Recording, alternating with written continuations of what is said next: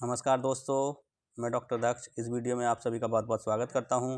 दोस्तों, जैसा कि आप सभी को पता है, आज 18 फरवरी 2024 को जो पुलिस का पेपर हुआ है फर्स्ट मीटिंग का, उस पेपर को हम अभी डिस्कस कर लेते हैं। जो जीएस जीके का पोर्शन है उसके बारे में हम डिटेल में बात करेंगे अभी। दोस्तों, इससे पहले हमारा जो चैनल है YouTube channel knowledge with doctor Daksh को सब्सक्राइब जरूर करते रहिए, लाइक करते रहिए। तो पहला प्रश्न है दोस्तों, निम्नलिखित में से कौन सा दिन अंतर्राष्ट्रीय श्रमिक दिवस के रूप में मनाया जाता है? दोस्तों, कौन सा दिन है वो? 1 मई है दोस्तों। क्या है? 1 मई। डी आंसर इसका बिल्कुल ठीक हो जाएगा। निम्नलिखित अगला प्रश्न है, निम्नलिखित में से कौन सा अम्ल पालक में मौजूद होता है? दोस्तों, ऑक्जेलिक एसिड मौजूद होता है पालक में। क्या है आंसर? क्या हो जाएगा आपका? Oxalic acid. अगला प्रश्न की बात कर लेते हैं, सोल्जरिंग विद डिग्निटी निम्नलिखित में से किस दिग्गज भारतीय सैन्य अधिकारी पर लिखा गया उपन्यास है? दोस्तों, कौन सा सैन्य अधिकारी पर लिखा हुआ उपन्यास है? यह है हमारा डी आंसर सही हो जाएगा, फील्ड मार्शल सैम मानेकशॉ। दोस्तों, अभी इससे पहले अभी एक मूवी आई थी, आपको पता है, जिस मूवी में अभिनय किया था विक्की कौशल ने। सैम बहादुर नाम की जो मूवी थी, जो सैम बहादुर थे वो क्या थे? भारतीय सैन्य अधिकारी थे, जिनके ऊपर ये मूवी फिल्माई गई है। अगले प्रश्न की बात कर लेते हैं दोस्तों, भारतीय संविधान के अनुसार अनुच्छेद 14 से 18 निम्नलिखित में से किस अधिकार से संबंधित है? दोस्तों, समता के अधिकार से संबंधित है। किससे? समता के अधिकार से। डी आंसर इसका बिल्कुल करेक्ट हो जाएगा। अगले प्रश्न की बात करते हैं, भौतिक अनुसंधान प्रयोगशाला मुख्य परिसर निम्नलिखित में से कहाँ स्थित है? तो कहाँ स्थित है दोस्तों? ये स्थित है आपकी अहमदाबाद में। बी आंसर इसका बिल्कुल सही हो जाएगा।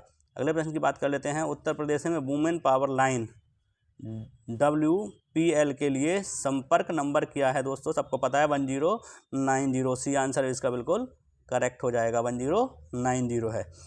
अगला प्रश्न है, मामल्लापुरम उत्सव निम्नलिखित में से किस राज्य का त्यौहार है? दोस्तों, तमिलनाडु का त्यौहार है। ये कहाँ का है? तमिलनाडु का। डी आंसर इसका बिल्कुल करेक्ट हो जाएगा।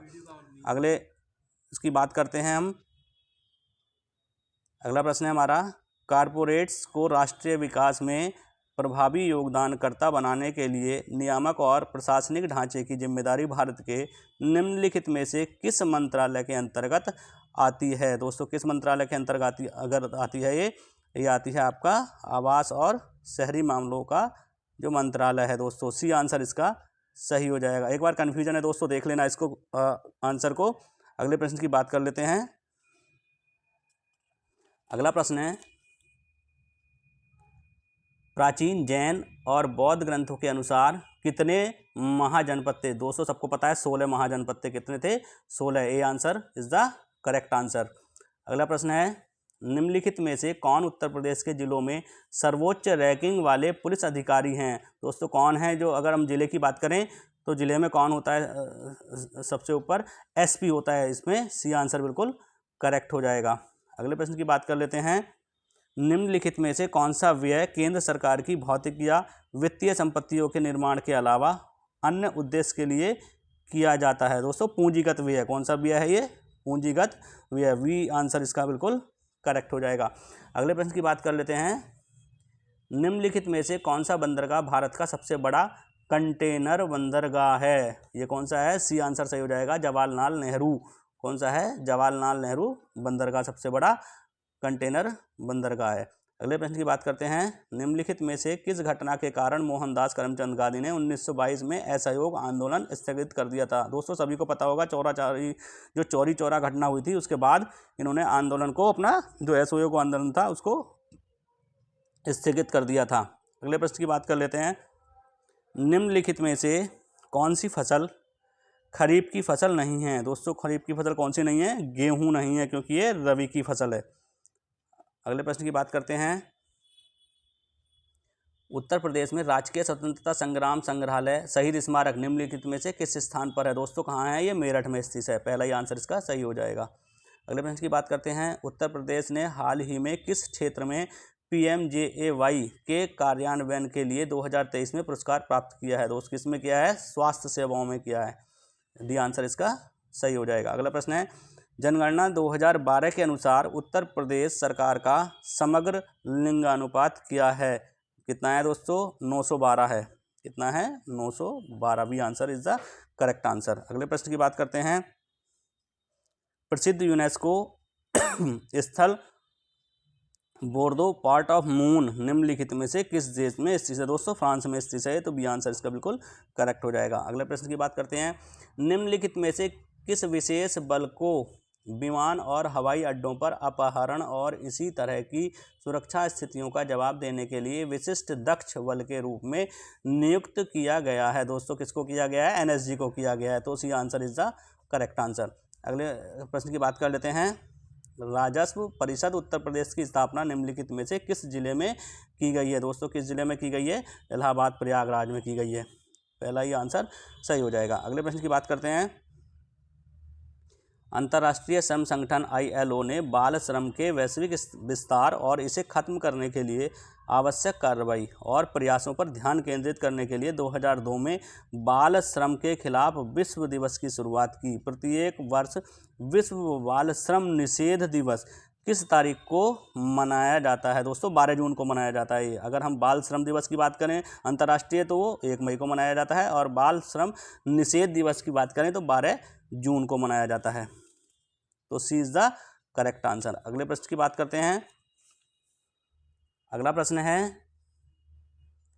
हाल ही में प्रधानमंत्री ने निम्नलिखित में से किस रेलवे स्टेशन से नई अमृत भारत ट्रेनों को हरी झंडी दिखाई है? दोस्तों कहाँ से दिखाई है? अयोध्या से दिखाई है, तो इसका B answer is the correct answer. B answer सही हो जाएगा। अगले प्रश्न की बात कर लेते हैं। निम्नलिखित में से किस राज्य के ब्लॉक ने नीति आयोग द्वारा घोषित एस्पिरेशनल ब्लॉक प्रोग्राम ABP की पहली डेल्टा रैंकिंग में दूसरा स्थान हासिल किया है? दोस्तों कौन है वो? उत्तर प्रदेश है, दूसरा स्थान रैंकिंग में दूसरा स्थान हासिल करने वाला। अगले प्रश्न की बात करते हैं। रूस यूक्रेन संघर्ष क्षेत्र में भारतीय नागरिकों को निकालने के लिए भारत द्वारा शुरू किए गए ऑपरेशन का नाम निम्नलिखित में से कौन सा है? दोस्तों कौन सा था वो? ऑपरेशन गंगा था। क्या था? डी आंसर इसका बिल्कुल सही हो जाएगा, ऑपरेशन गंगा। अगले प्रश्न की बात कर लेते हैं। हाल ही में नवंबर 2023 में भारत और किस पड़ोसी देश ने संयुक्त सैन्य अभ्यास सूर्यकिरण में भाग लिया है? दोस्तों नेपाल। कौन सा देश है वो? नेपाल है। बी आंसर इसका बिल्कुल ठीक हो जाएगा। अगले प्रश्न की बात कर लेते हैं। अगला प्रश्न है, 2016 में की गई नोटबंदी में किस मूल्य की मुद्रा को चलन से बाहर कर दिया गया था? दोस्तों सबको पता है 1000 के और 500 के नोट क्या कर दिए गए थे? बंद कर दिए गए थे, तो डी आंसर बिल्कुल सही हो जाएगा। अगला प्रश्न है, उत्तर प्रदेश में साइबर अपराध मुख्यालय कहाँ स्थित है? उत्तर प्रदेश में साइबर अपराध जो मुख्यालय वो कहाँ है? लखनऊ में। दोस्तों कहाँ है? लखनऊ। डी आंसर इसका सही हो जाएगा। GST का तात्पर्य क्या है? दोस्तों सबको पता है, वस्तु एवं सेवा कर की बात कर रहे हैं, goods and service tax. B answer इसका बिल्कुल ठीक हो जाएगा। अगले प्रश्न की बात करते हैं।